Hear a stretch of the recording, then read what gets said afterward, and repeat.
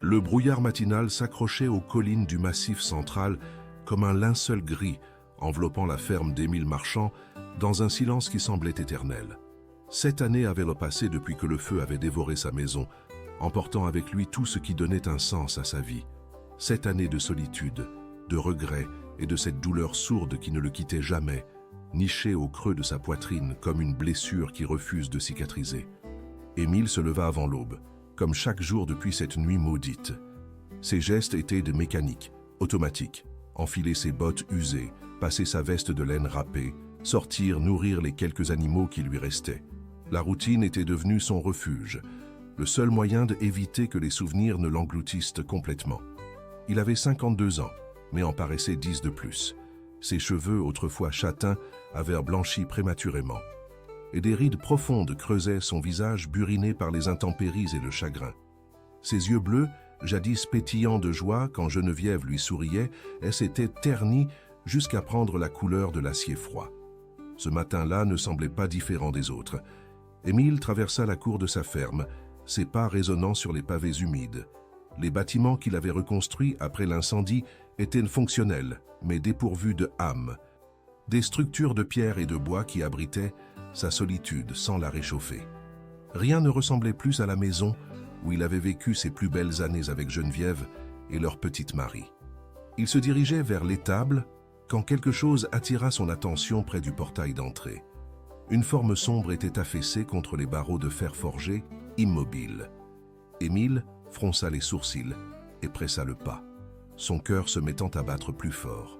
Depuis l'incendie, il évitait tout contact avec le monde extérieur et la présence d'un étranger sur sa propriété le mettait mal à l'aise. En s'approchant, il réalisa que la forme était celle d'une enfant. Une fillette d'une dizaine d'années, vêtue d'une robe déchirée et sale, ses cheveux bruns emmêlés retombant sur son visage pâle. Elle respirait à peine, ses lèvres étaient violacées par le froid et tout son petit corps tremblait de fièvre. « Mon Dieu !» murmura Émile. S'agenouillant près d'elle, l'enfant entr'ouvrit les yeux à son approche. Ils étaient d'un brun profond, presque noir, et dans leur regard flottait une détresse qui serra le cœur d'Émile malgré lui. Elle essaya de parler, mais seul un souffle rauque sortit de sa gorge. « N'essaie pas de parler, petite, » dit-il doucement, surpris par la tendresse qui perçait dans sa voix après tant d'années de silence.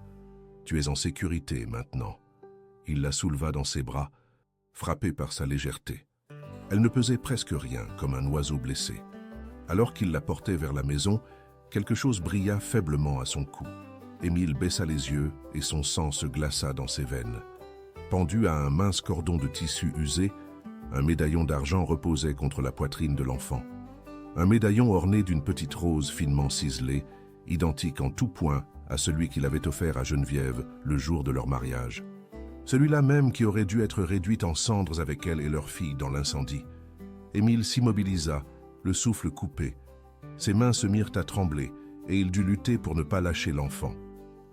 Était impossible. Ce médaillon avait disparu dans les flammes, il en était certain. Comment pouvait-il se trouver autour du cou de cet inconnu? « Qui es-tu » chuchota-t-il, mais la fillette avait sombré dans l'inconscience. Il reprit sa marche vers la maison. L'esprit en ébullition, 1000 questions se bousculèrent dans sa tête, chacune plus troublante que la précédente. D'où venait cet enfant? Comment avait-elle échoué devant sa porte? Et surtout, comment possédait-elle ce médaillon qui appartenait à sa défunte épouse?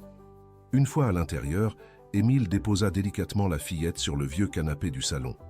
Il ralluma le feu dans la cheminée et alla chercher des couvertures. Alors qu'il l'abordait, il put mieux observer son visage. Quelque chose dans ses traits lui semblait familier, mais il n'arrivait pas à mettre le doigt sur quoi exactement. Il prépara un bouillon chaud et tenta de la faire boire, goutte par goutte. La fièvre la faisait délirer, et elle murmurait des mots incompréhensibles dans son sommeil agité. Parfois, elle appelait « maman », d'une voix si déchirante que Émile sentait sa gorge se nouer. 3 jours passèrent ainsi. Émile veilla l'enfant sans relâche, lui prodiguant les soins qu'il pouvait, hanté par ce médaillon qui semblait le narguer. Il n'osait pas le toucher, comme s'il craignait qu'il ne se volatilise au contact de ses doigts, révélant que tout cela n'était qu'un cruel mirage. Le 4e matin, la fillette ouvrit enfin les yeux. Son regard était plus clair, et elle parvint à s'asseoir avec difficulté. Émile lui tendit un verre d'eau qu'elle but avidement. « Comment tu t'appelles » demanda-t-il d'une voix douce. Elle le regarda longuement, comme si elle jaugeait sa sincérité, puis murmura d'une voix encore faible « Lila, Lila Thorne ». Ce nom ne disait rien à Émile, mais il hocha la tête avec bienveillance. « Et comment es-tu arrivée ici, Lila » L'enfant fronça les sourcils, visiblement en proie à un effort de mémoire. Ses petites mains se portèrent instinctivement au médaillon, qu'elle serra contre elle comme un talisman. « Maman. Maman m'a dit de venir ici si quelque chose lui arrivait. Elle m'a dit qu'il y aurait quelqu'un qui comprendrait. » Émile sentit son cœur s'emballer.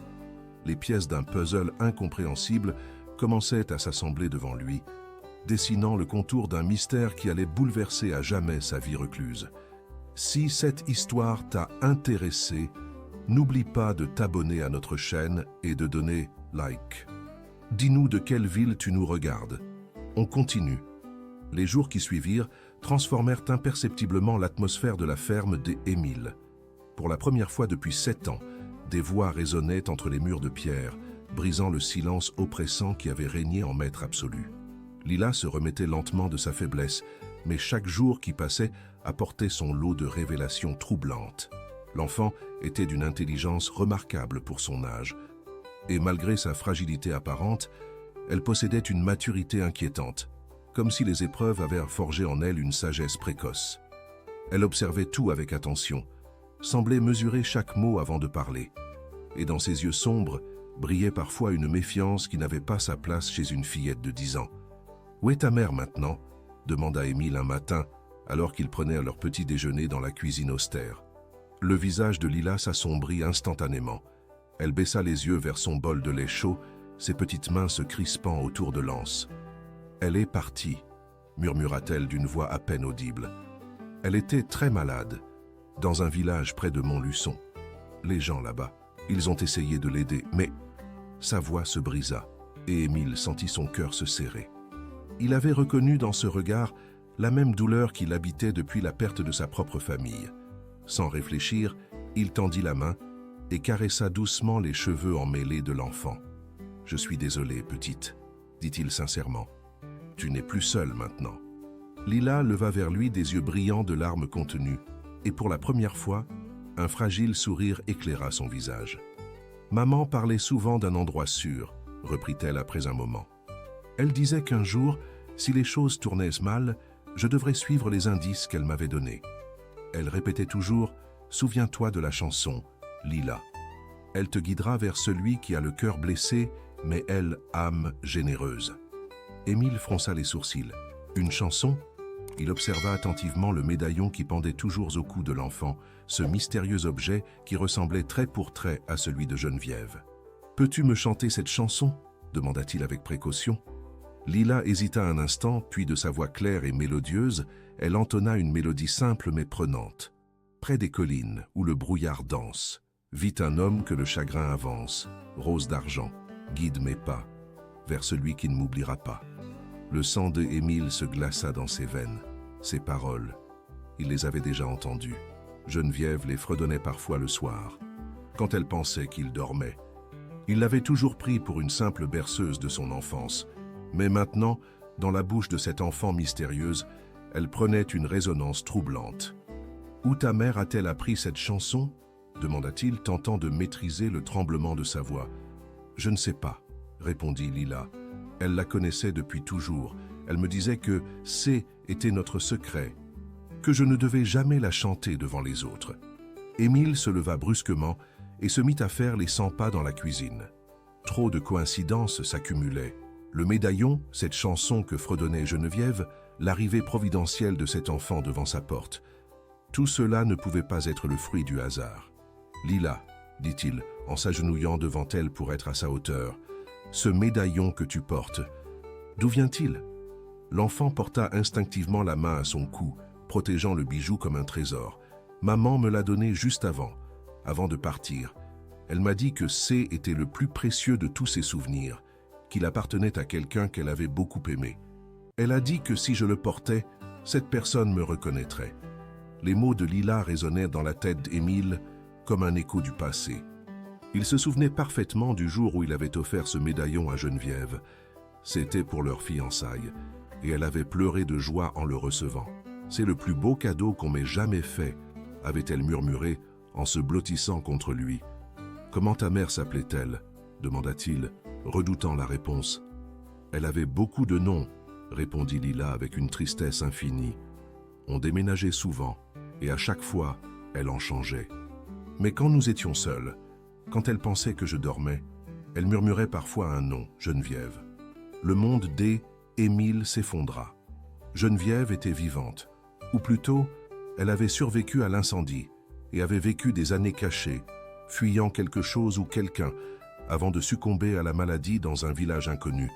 Et cet enfant était... « Quel âge as-tu, Lila » demanda-t-il d'une voix étranglée. « 10 ans, enfin, je crois. » Maman n'était jamais très précise sur les dates. Elle disait que C était plus sûr comme ça. 10 ans. L'incendie avait eu lieu il y a 7 ans. Cela signifiait que Geneviève était déjà enceinte quand elle avait disparu, ou qu'elle était tombée enceinte peu après. Mais de qui? Émile sentit une jalousie amère monter en lui, immédiatement remplacée par la culpabilité. Si Geneviève avait survécu, pourquoi n'était-elle jamais revenue? Pourquoi avait-elle préféré fuir et se cacher? « Lila, dit-il en prenant les petites mains de l'enfant dans les siennes, ta mère, t'a-t-elle jamais parlé de moi? D'un homme nommé Émile » L'enfant réfléchit un moment, puis secoua la tête. « Non, mais... » Elle parlait parfois d'un homme aux yeux tristes qui vivait dans une ferme. Elle disait qu'il avait perdu ce qu'il aimait le plus au monde, et que c'est était de sa faute. Elle pleurait beaucoup quand elle racontait cette histoire. Émile ferma les yeux, accablé par cette révélation. Geneviève avait pensé à lui pendant toutes ces années. Elle avait gardé son médaillon, enseigné à sa fille une chanson qui la mènerait jusqu'à lui. Mais pourquoi n'était-elle jamais revenue elle-même? « Il faut que je sache », murmura-t-il pour lui-même. Ce soir-là, après avoir couché Lila, Émile descendit au grenier qu'il n'avait pas ouvert depuis des années. Parmi les débris calcinés et les objets sauvés de l'incendie, il chercha tout ce qui pourrait l'éclairer sur le passé de Geneviève. Il fallait qu'il comprenne pourquoi sa femme avait choisi de disparaître plutôt que de rester à ses côtés, et surtout, de quoi elle fuyait avec tant de désespération.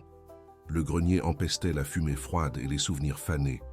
Émile n'y était pas remonté depuis la reconstruction, se contentant d'y entasser pêle-mêle les quelques objets récupérés de l'incendie.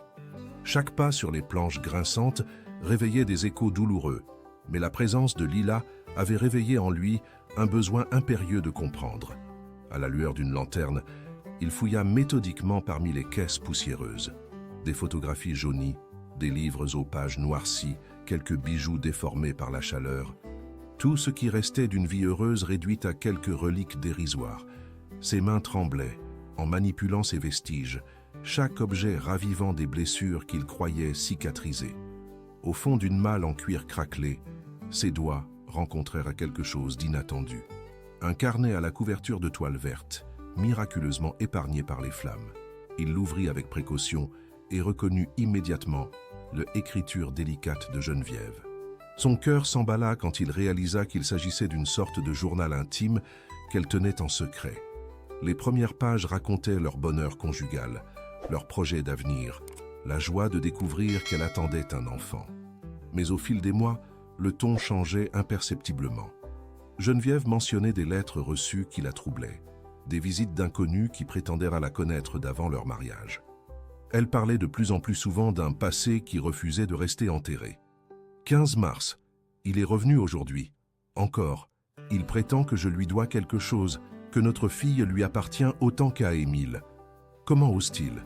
Émile ne doit rien savoir. Pas maintenant. Peut-être jamais. Émile sentit une colère sourde monter en lui. Qui était cet homme qui harcelait sa femme? Et que voulait-il dire par « notre fille » Il tourna fébrilement les pages, cherchant d'autres indices. 2 avril, j'ai peur, vraiment peur. Il devient de plus en plus insistant. Il menace de tout révéler à Émile si je ne pars pas avec lui. Il dit qu'il a des droits, que Marie est autant sa fille que celle de Émile. Mais comment pourrait-il comprendre? Comment pourrait-il comprendre que j'ai menti pour protéger tout le monde? Les mots dansaient devant les yeux de Émile. Marie-Anne n'était pas sa fille biologique. Cette révélation le frappa comme un coup de massue. Pourtant, il l'avait aimée comme si elle était de son sang, depuis le premier jour. Peu importait qui était son père biologique, elle était sa fille dans son cœur. 10 avril, j'ai pris ma décision. Je ne peux plus supporter cette pression constante. Il me suit partout, menace Émile indirectement. Hier, il a parlé d'accidents qui pourraient arriver à la ferme. Je ne peux pas prendre ce risque. Je vais partir cette nuit avec Marie. Émile ne comprendra pas, mais c'est le seul moyen de les protéger tous les deux. Les pages suivantes étaient froissées, tachées de ce qui ressemblait à des larmes séchées. Émile continua sa lecture, le cœur battant. 11 avril, c'est fait. J'ai mis le feu à la maison pour faire croire à notre disparition. Marie pleurait. Elle ne comprenait pas pourquoi nous devions partir. J'ai eu si mal de voir Émile courir vers les flammes, criant nos noms. Mais c'était le seul moyen. Il doit nous croire décédés. C'est plus sûr pour lui. Émile laissa échapper un sanglot étranglé.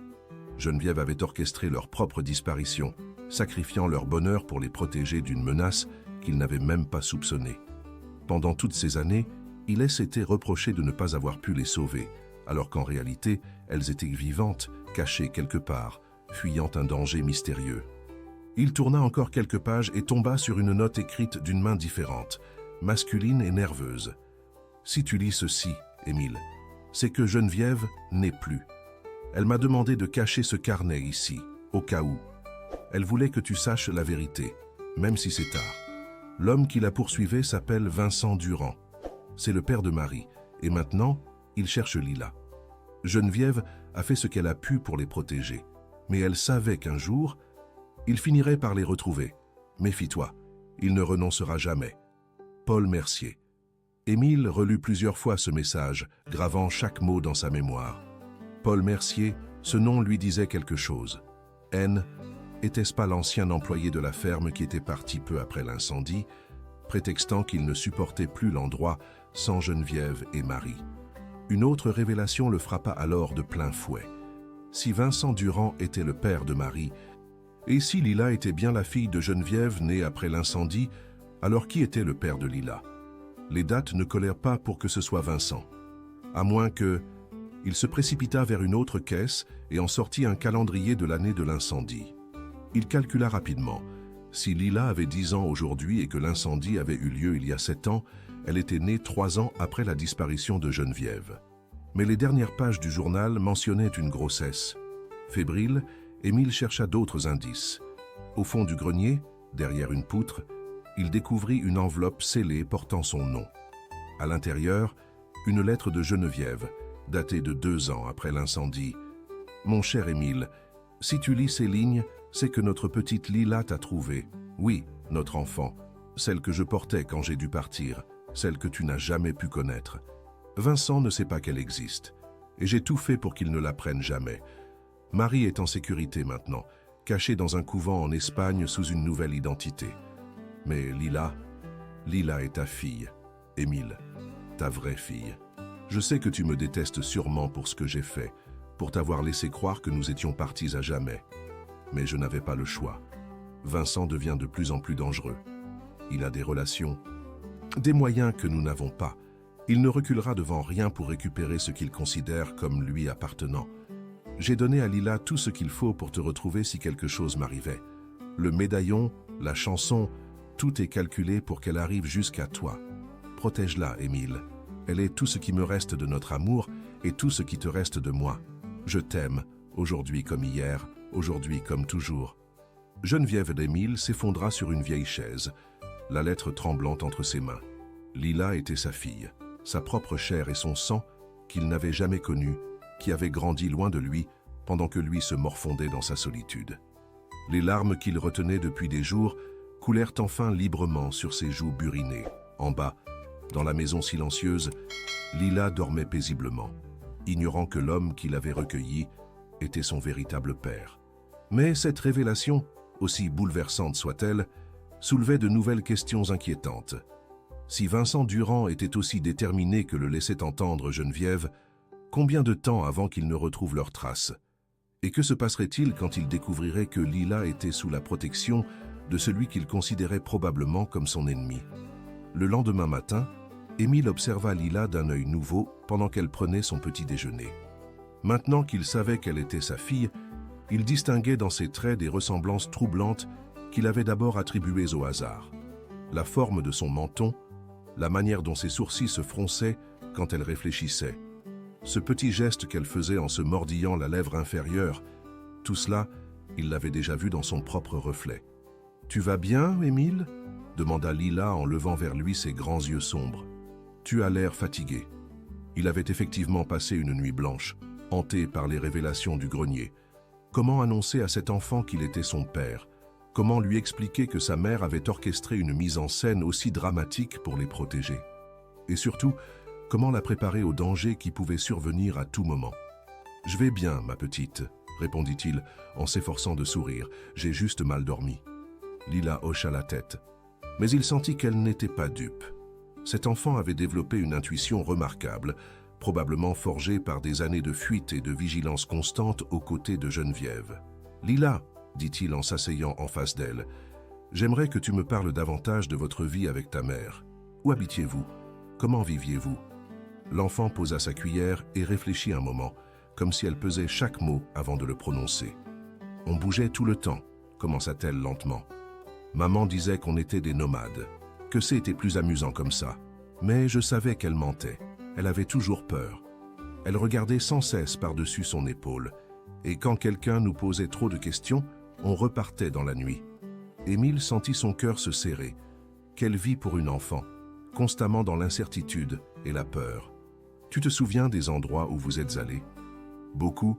Maman tenait une sorte de carnet secret où elle notait tout. Elle me faisait répéter des noms de villes au cas où on serait séparés. Lyon, Mâcon, Nevers, Bourges, et puis des endroits plus petits aussi. Des fermes isolées, des couvents, des maisons d'amis qui acceptèrent de nous aider. Émile fronça les sourcils. Un réseau d'aide? Geneviève N. était donc pas seule dans sa fuite. Elle avait trouvé des complices, des gens prêts à risquer leur sécurité pour protéger une femme et son enfant. Ces gens qui vous aidaient, ils savaient pourquoi vous fuyiez. Lila secoua la tête. Maman ne leur disait jamais la vérité. Elle inventait toujours des histoires différentes. Parfois, elle était veuve et moi orpheline. Parfois, on fuyait un mari violent. Une fois, elle a même prétendu qu'on était des réfugiés d'un autre pays. La sonnette d'entrée résonna soudain dans la maison, faisant sursauter père et fille. Émile se figea. En 7 ans de solitude, personne ne venait jamais à la ferme sans être attendu. Les rares livraisons étaient toujours annoncées à l'avance. « Reste ici », murmura-t-il à Lila en se levant. « Ne bouge pas, quoi qu'il arrive. » L'enfant hocha la tête, mais il vit dans ses yeux cette même terreur qu'elle avait dû ressentir tant de fois avec sa mère.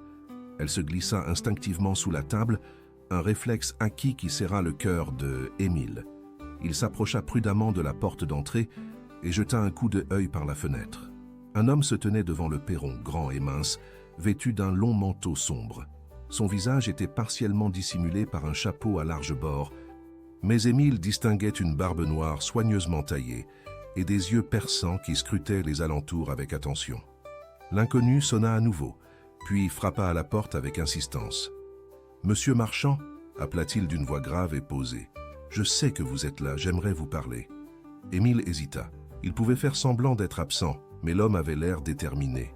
Et s'il s'agissait de Vincent Durand? Le mieux c'était peut-être de l'affronter directement. Il ouvrit la porte, prêt à la refermer aussitôt si nécessaire. « Que voulez-vous » demanda-t-il sèchement. L'homme leva les mains dans un geste d'apaisement. « Je ne vous veux aucun mal, monsieur Marchand. Je m'appelle Paul Mercier. Je pense que vous vous souvenez de moi, Paul Mercier, l'ancien employé qui avait laissé le message dans le journal de Geneviève. » Émile sentit un mélange de soulagement et de méfiance l'envahir. « Que faites-vous ici » demanda-t-il sans pour autant ouvrir complètement la porte. « Je suis venu vous avertir » répondit Paul en jetant un regard nerveux autour de lui. « Vincent Durand vous a retrouvé. Il sait que l'enfant est ici. » Le sang d'Émile se glaça. « Comment le savez-vous »« Parce qu'il m'a envoyé en reconnaissance » avoua Paul avec amertume. « Il me paie depuis des années pour surveiller cette région, au cas où Geneviève reviendrait. Quand les gens du village ont commencé à parler d'une petite fille qui était apparue chez vous, j'ai immédiatement compris. » Émile ouvrit entièrement la porte et fit signe à Paul d'entrer. L'urgence de la situation balayait ses hésitations. « Où est-il maintenant » demanda-t-il une fois qu'ils furent à l'intérieur. « Il arrive. Probablement ce soir, avec 2 ou 3 hommes. Il n'a pas l'intention de négocier, Émile.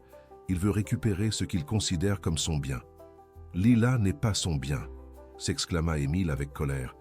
Paul le regarda avec surprise. « Vous savez qui elle est vraiment ?»« Je sais qu'elle est ma fille, la vraie fille de Geneviève et moi. » Paul hocha lentement la tête. « Geneviève m'avait dit qu'elle vous avait laissé des indices. Tant mieux. Cela rend les choses plus claires. » Il se dirigea vers la fenêtre et écarta légèrement le rideau pour observer les alentours. « Vincent ne sait pas que Lila est votre fille, » reprit-il. « Il pense juste que Geneviève vous l'a confiée avant de mourir, mais cela ne changera rien à sa détermination. Cet homme est obsédé par l'idée de contrôler tout ce qui a appartenu à Geneviève. » Lila sortit timidement de sa cachette sous la table et s'approcha de Émile. Instinctivement, il passa un bras protecteur autour de ses épaules. « Qu'est-ce que vous proposez » demanda-t-il à Paul. « Fuir, immédiatement. J'ai préparé une voiture dans la forêt, de l'autre côté de vos terres. Nous pouvons partir maintenant et rejoindre un réseau d'amis sûrs. » Émile regarda sa ferme, cette terre qu'il avait reconstruite de ses mains, ce refuge qu'il avait créé après la tragédie. Devoir tout abandonner à nouveau lui brisait le cœur. Mais la sécurité de Lila passait avant tout. « D'accord, » dit-il finalement. « Laissez-nous le temps de prendre quelques affaires. » Mais alors qu'il se dirigeait vers l'escalier, un bruit de moteur résonna au loin. Paul se raidit et jeta un nouveau coup d'œil par la fenêtre. « Trop tard, » murmura-t-il d'une voix blanche. « Il est déjà là. » Une automobile noire remontait lentement l'allée de gravier menant à la ferme, suivie par une seconde voiture. Les moteurs ronronnaient sourdement dans le silence matinal, comme des prédateurs approchant leur proie. Émile sentit Lila se serrer contre lui, son petit corps tremblant de peur. « Emmène-la à l'étage » chuchota Paul avec urgence. « Cache-la dans la chambre du fond et ne descends que si je t'appelle. »« Non » répondit fermement Émile. « Je ne fuirai plus. Cette fois, j'affronterai la vérité en face. » Paul le regarda avec inquiétude. « Tu ne comprends pas, Émile. Vincent Durand n'est pas un homme ordinaire. Il a de l'influence, des relations dans la police, des moyens que nous n'avons pas. Si tu l'affrontes directement, alors qu'il vienne, » coupa Émile d'une voix déterminée. « Cet enfant est ma fille, et personne ne me l'enlèvera. » Les voitures s'immobilisèrent devant la maison. 3 hommes en descendirent de la première, 2 de la seconde. Celui qui devait être Vincent Durand se dirigea vers la porte d'un pas assuré, tandis que les autres restaient en retrait, visiblement là pour l'intimider. Vincent était plus âgé que Émile ne l'avait imaginé, la cinquantaine bien sonnée. Mais il dégageait une autorité naturelle inquiétante. Ses cheveux gris étaient impeccablement coiffés, son costume de qualité et ses yeux d'un bleu glacial semblèrent pouvoir percer les âmes. Il frappa à la porte avec une politesse apparente, mais il y avait dans ce geste quelque chose d'implacable. « Monsieur Marchand » dit-il d'une voix claire quand Émile ouvrit la porte. « Je suis Vincent Durand. Je pense que vous savez pourquoi je suis ici. »« Je ne sais rien du tout, » répondit Émile en s'efforçant de garder son calme. « Et vous n'êtes pas le bienvenu sur ma propriété. » Vincent eut un sourire qui n'atteignait pas ses yeux. « Voyons, monsieur Marchand, nous sommes tous des hommes civilisés, ici. Je suis simplement venu récupérer quelque chose qui m'appartient. Une enfant que l'on m'a volée il y a bien longtemps. Lila ne vous appartient pas, » déclara Émile avec force. « Ah, vous connaissez même son nom, » observa Vincent avec satisfaction. « Cela facilite les choses. Où est-elle ? » ?»« En sécurité, loin de vous. » Vincent soupira avec une patience exagérée. « Monsieur Marchand, je crains que vous ne compreniez pas la situation. Cette enfant est la fille de Geneviève Marchand, votre défunte épouse. Geneviève était, comment dire, une ancienne connaissance à moi. Une connaissance très intime, si vous voyez ce que je veux dire. » Émile sentit la colère monter en lui, mais il se força à rester maître de lui-même. « Geneviève ne vous a jamais appartenu. »« Détournez-vous, » ricana Vincent. « Geneviève était à moi bien avant d'être à vous. Notre histoire remonte à bien des années, et cette petite Lila, eh bien, disons qu'elle porte en elle quelque chose qui me revient de droit. » Paul, qui était resté silencieux jusque-là, s'avança légèrement. « Vincent, tu sais très bien que tu mens. Lila n'est pas ta fille. » Vincent tourna son regard glacial vers son ancien espion. « Tiens donc, Paul Mercier, mon fidèle informateur qui change soudain de camp. Tu as toujours été faible, Paul. C'est pour cela que tu n'as jamais été qu'un pion. J'ai été assez fort pour comprendre que tu étais un monstre, répliqua Paul. Geneviève n'a jamais été à toi. Tu l'as harcelée, menacée, poursuivie, mais elle ne t'a jamais appartenu. » Vincent fit un signe discret à ses hommes qui se rapprochèrent de la maison. « Peu importe, dit-il avec un haussement des épaules. Que Lila soit ma fille ou non, elle est tout ce qui me reste de Geneviève. Et je compte bien la récupérer. » C'est à ce moment que Lila apparut en haut de l'escalier. Malgré les consignes d'Émile, elle n'avait pas pu résister à l'envie d'écouter cette conversation qui concernait son avenir. En voyant Vincent, elle se figea, une terreur pure se peignant sur son visage. « Maman !» murmura-t-elle d'une voix étranglée. « C'est lui. C'est l'homme dont maman avait peur. » Vincent leva les yeux vers elle, et son expression se radoucit d'une manière troublante. « Bonjour, ma chère enfant, » dit-il d'une voix mielleuse. « Tu as grandi. Tu ressembles de plus en plus à ta mère. » Lila recula instinctivement, mais Émile monta rapidement l'escalier pour se placer entre elle et l'homme. « N'approchez pas d'elle, » gronda-t-il. « Voyons, monsieur Marchand, » reprit Vincent avec une fausse bonhomie. « Je ne lui ferai aucun mal. Je veux simplement l'emmener là où elle sera en sécurité, avec des gens qui l'aiment vraiment. » « Elle est déjà avec quelqu'un qui l'aime, » répliqua Émile en serrant Lila contre lui. « Elle reste ici. » Vincent perdit soudain sa façade polie. Son visage se durcit et ses yeux prirent une expression dangereuse.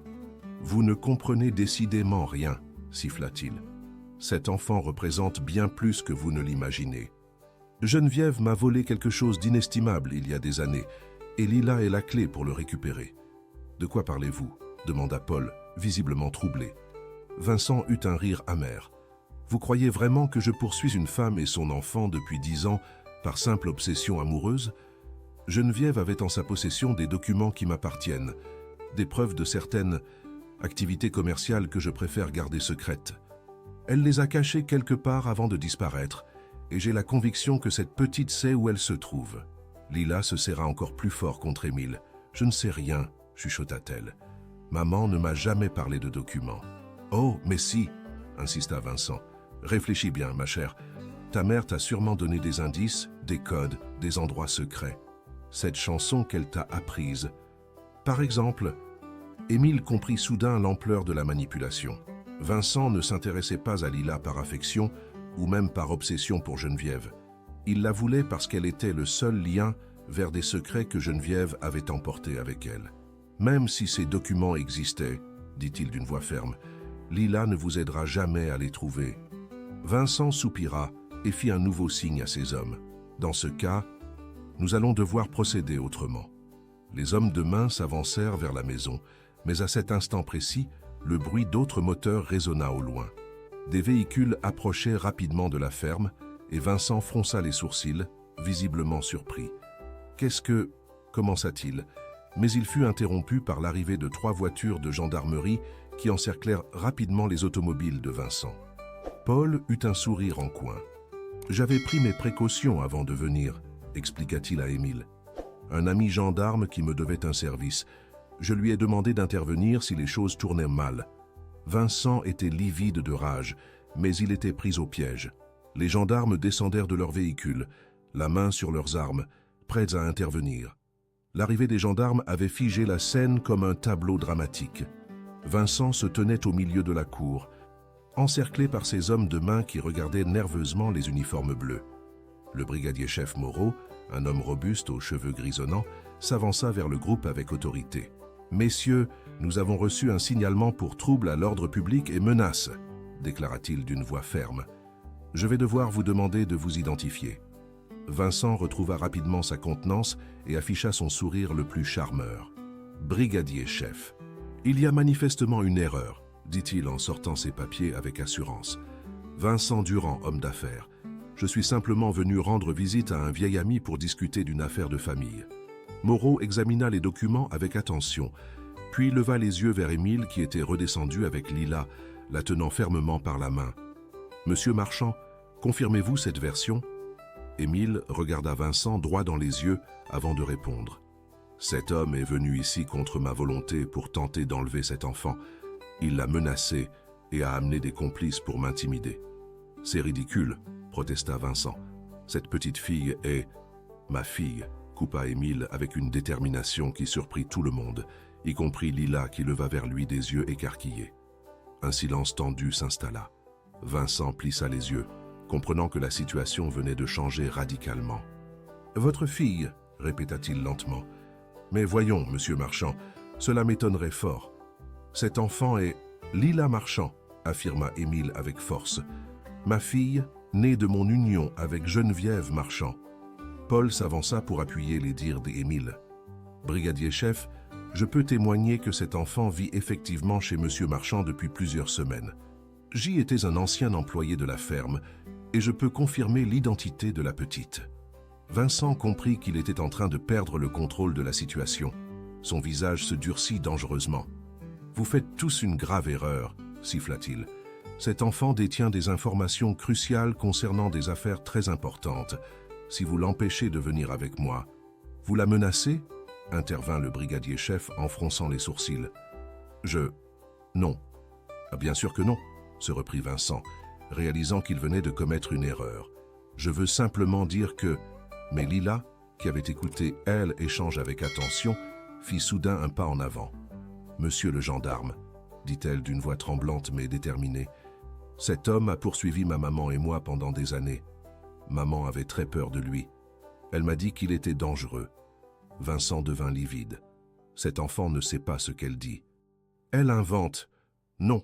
s'exclama Lila avec une force surprenante. « Maman m'a tout expliqué avant de partir. Elle m'a dit que si cet homme me trouvait un jour, je devais dire la vérité aux autorités. » Elle se tourna vers Émile et le regarda avec confiance. « Et elle m'a dit que mon vrai papa me protégerait si j'arrivais jusqu'à lui. » Émile sentit son cœur se gonfler de émotion. Sans hésiter, il s'agenouilla devant Lila et la prit dans ses bras. « Je suis là maintenant, ma chérie, » murmura-t-il. « Personne ne te fera plus jamais de mal. » Le brigadier-chef observait la scène avec attention. Son expérience lui permettait de distinguer les liens authentiques des mensonges. Et il était évident que l'affection entre Émile et Lila était réelle. « Monsieur Durand, » dit-il en se tournant vers Vincent, « je pense qu'il serait préférable que vous et vos associés quittiez les lieux immédiatement. » Vincent serra les poings, mais il comprit qu'il ne pouvait plus rien faire dans l'immédiat. Cependant, avant de partir, il lança un regard glacial vers Lila. « Cette histoire n'est pas terminée, petite fille, » dit-il d'une voix sourde. « Ta mère m'a volé quelque chose de très précieux et je le récupérerai, d'une manière ou d'une autre. »« Ça suffit !» intervint fermement le brigadier-chef. « Je vous interdis formellement d'approcher cette propriété ou cette famille.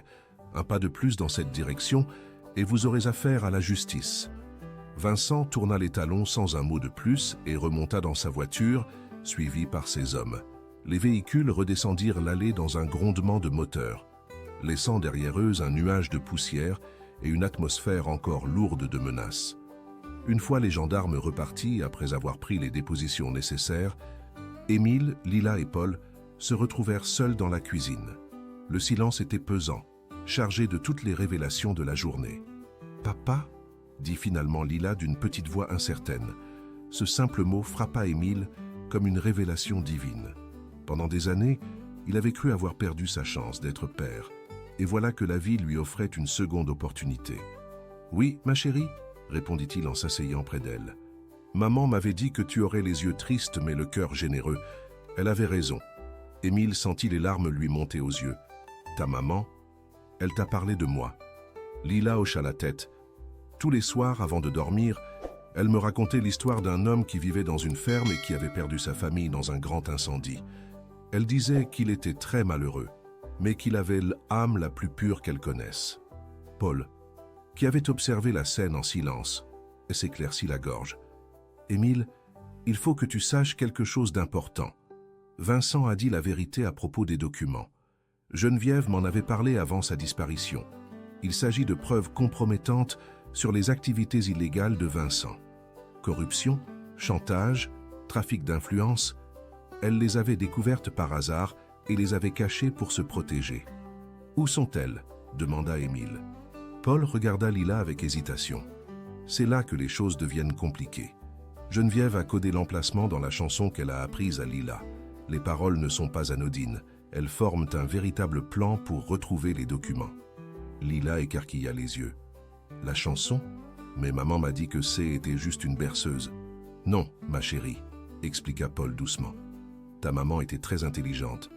Elle a caché la vérité dans quelque chose que tu pourrais retenir facilement, même si tu étais trop jeune pour comprendre. Émile regarda sa fille avec un mélange de fierté et d'inquiétude. Elle détenait la clé d'un secret qui pourrait enfin mettre Vincent Durand hors d'état de nuire, mais cela faisait également d'elle une cible permanente. « Que fait-on maintenant » demanda-t-il à Paul. « On trouve ces documents et on les remet aux autorités compétentes » répondit Paul fermement. « C'est le seul moyen de mettre Lila définitivement en sécurité. » Lila se leva soudain, une expression déterminée sur le visage. « Alors chantons » dit-elle simplement. « Maman m'a appris cette chanson pour une raison. Il est temps de découvrir laquelle. » La soirée tombait doucement sur la ferme, enveloppant les trois complices dans une atmosphère feutrée propice aux révélations. Installés autour de la table de la cuisine, Émile, Lila et Paul s'apprêtaient à percer le mystère que Geneviève avait si soigneusement orchestré. « Chante-nous la chanson une fois de plus, ma chérie » demanda Émile en prenant tendrement la main de sa fille. Lila ferma les yeux et, de sa voix claire et mélodieuse, entonna les paroles mystérieuses. Près des collines où le brouillard danse, vit un homme que le chagrin avance, rose d'argent, guide mes pas. Vers celui qui ne m'oubliera pas, 7 pierres blanches sous l'ancien chêne, marquant le chemin de mes peines, 13 pas vers le soleil couchant, là où repose mon serment. Paul fronça les sourcils, sortant un carnet pour noter les paroles. « Attends, dit-il, tu viens de chanter des vers que tu n'avais pas mentionnés avant. » Lila ouvrit de grands yeux surpris. « C'est vrai? Pourtant, je chante toujours la chanson entière. » « La première fois, tu ne nous as donné que la première partie, » expliqua Émile.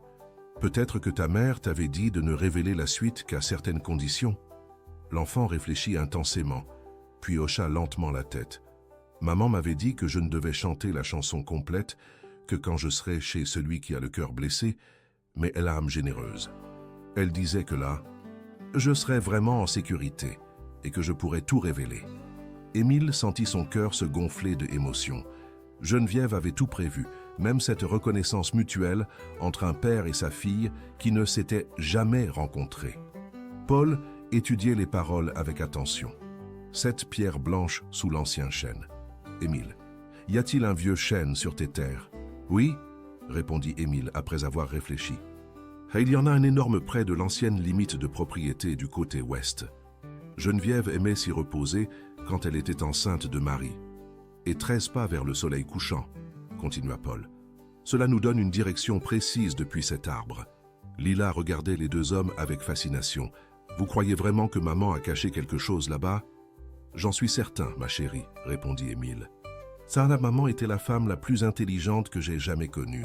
Si elle a créé cette chanson, c'est qu'elle savait que tôt ou tard, nous aurions besoin de ces informations. Malgré la nuit qui tombait, les 3 compagnons décidèrent de ne pas attendre. Armés de lanternes et d'une pelle, ils se dirigèrent vers l'ancien chêne.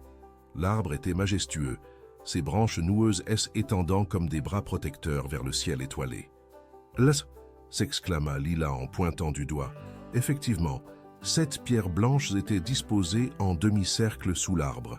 Elles étaient presque dissimulées par les herbes folles, mais dans la lumière des lanternes, elles brillaient doucement. « Comment avons-nous pu ne jamais les remarquer ?» murmura Émile, impressionné par la discrétion de Geneviève. Paul compta 13 pas vers l'ouest depuis les pierres et marqua l'endroit avec un bâton. « C'est ici, dit-il. Mais si nous avons bien déchiffré le code, ils commencèrent à creuser. Après quelques minutes d'effort, la pelle d'Émile heurta quelque chose de dur. Avec précaution, ils dégagèrent une boîte métallique soigneusement emballée dans une toile cirée.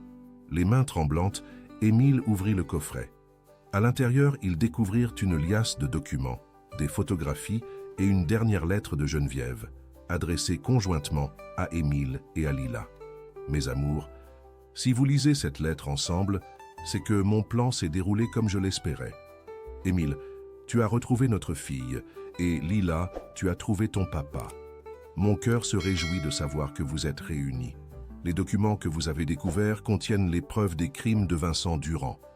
Corruption, chantage, manipulation. Tout y est. J'ai rassemblé ces éléments au péril de ma vie quand j'ai compris quel genre d'homme il était vraiment. Vincent était obsédé par moi depuis notre rencontre à Paris, bien avant que je ne te connaisse, Émile. Quand j'ai découvert ses activités illégales et que j'ai refusé de devenir sa complice, il a commencé à me menacer. Il prétendait que Marie était sa fille pour avoir une emprise sur moi, mais c'était un mensonge. Marie était ton enfant, Émile, comme Lila l'est aussi. J'ai simulé notre disparition dans l'incendie pour nous protéger toutes les deux. J'espérais que Vincent finirait par abandonner, mais sa obsession n'a fait que grandir. J'ai passé des années à fuir, à changer d'identité, à protéger nos filles. Marie est maintenant en sécurité dans un couvent en Espagne, sous le nom de Sœur Marguerite. Elle a choisi cette vie pour échapper définitivement à Vincent. Un jour, quand le danger sera passé, vous pourrez la retrouver. Émile, mon amour, pardonne-moi de t'avoir fait souffrir. Chaque jour loin de toi était une torture, mais c'était le seul moyen de tous nous protéger. Tu es l'homme le plus bon que j'ai jamais connu, et je sais que tu sauras donner à Lila tout l'amour qu'elle mérite. Lila, ma petite étoile, ton papa a le cœur le plus généreux du monde. Il t'aimera comme il m'a aimé, sans condition, sans limite. Tu peux lui faire confiance en toutes circonstances. Remettez ces documents aux autorités. Vincent ne pourra plus jamais vous menacer quand ses crimes seront révélés au grand jour. Je vous aime tous les deux, pour l'éternité. Geneviève. Les larmes coulaient librement sur les joues de Émile et de Lila. Paul, ému, lui aussi, se détourna discrètement pour leur laisser ce moment d'intimité. « Papa », murmura Lila en se blottissant contre Émile, « maman avait raison. Tu as vraiment le cœur le plus généreux du monde. » Émile serra sa fille contre lui, sentant pour la première fois depuis des années que sa vie avait retrouvé un sens. Geneviève était partie, mais elle leur avait laissé le plus beau des cadeaux, leur amour mutuel et la possibilité d'un avenir ensemble. Le lendemain matin, les documents furent remis au brigadier-chef Moreau, qui les transmit immédiatement aux autorités compétentes. Vincent Durand fut arrêté dans la semaine qui suivit, ses réseaux de corruption démantelés, et il ne représentait plus aucune menace pour quiconque. 6 mois plus tard, Marie, désormais connue sous le nom de Marguerite, vint rendre visite à son père adoptif et à sa demi-sœur. Les retrouvailles furent douces amères, marquées par l'absence de Geneviève, mais aussi par la joie de reconstituer une famille. La ferme des Émile retrouva peu à peu sa joie de vivre. Lila grandissait heureuse et épanouie, entourée de l'amour inconditionnel de son père. Elle apprenait à s'occuper des animaux, aidait aux travaux des champs, et le soir, Émile lui racontait des histoires de sa maman. Parfois, quand le brouillard dansait sur les collines du Massif central, Lila chantait la chanson de Geneviève. Mais maintenant, elle la chantait par joie, pour célébrer l'amour qui les unissait tous, et non plus comme un code secret porteur d'espoir et de mystère. L'histoire d'Émile Marchand, l'homme qui avait cru tout perdre dans les flammes, avait finalement trouvé sa plus belle conclusion. L'amour d'une fille qu'il n'avait jamais espéré connaître et la paix d'un cœur enfin guéri. Chers spectateurs, nous espérons que l'histoire d'Émile et Lila vous a profondément touché. Cette belle histoire d'amour paternel et de courage face aux épreuves nous rappelle que l'espoir peut renaître même dans les moments les plus sombres. Pour continuer ce voyage émotionnel, nous avons préparé une playlist spéciale avec des histoires tout aussi captivantes. Vous la trouverez en cliquant ici, à votre gauche. Si cette histoire vous a plu, n'oubliez pas de vous abonner à notre chaîne et de donner un « j'aime » à cette vidéo. Chaque jour, nous vous apportons des récits uniques qui explorent la complexité de la vie et la beauté des relations humaines. Ne manquez pas nos prochains contenus et rejoignez-nous dans les commentaires pour partager vos émotions. À bientôt pour de nouvelles aventures du cœur.